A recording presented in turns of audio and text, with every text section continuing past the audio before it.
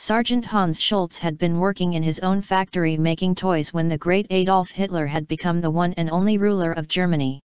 Hans had seen his factory that was made for fun turned into a factory that now made weapons. Although he was past the age of 40 and extremely obese, he had been forced to serve with the Nazi Party. Hans was a genuinely kind man who did not support the war in any way. However, he had been assigned to a prisoner of war camp at Stalag 13 and had served well, he hoped. There never was a day that he did not have to worry about being shipped to the Russian front by someone, and so he was a nervous wreck most of the time. The men that resided in the barracks with Colonel Hogan were who he considered to be friends.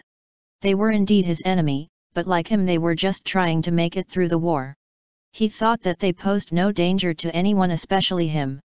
In return for their acts of kindness and a few pieces of chocolate, he had looked the other way. He never sided with them, but would tell them, "I see nothing. Ma thing." Each and every day he was to take the roll call.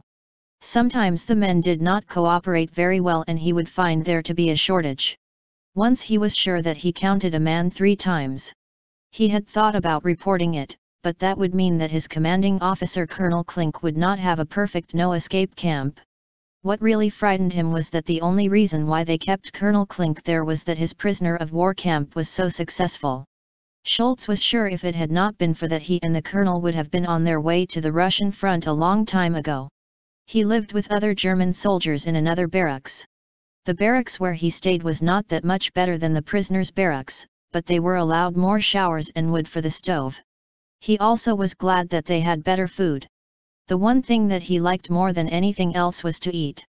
As the war went on and on, Sergeant Schultz thought of his life and the making of toys. He drew many pictures of different toys that he wanted to make once the war was over.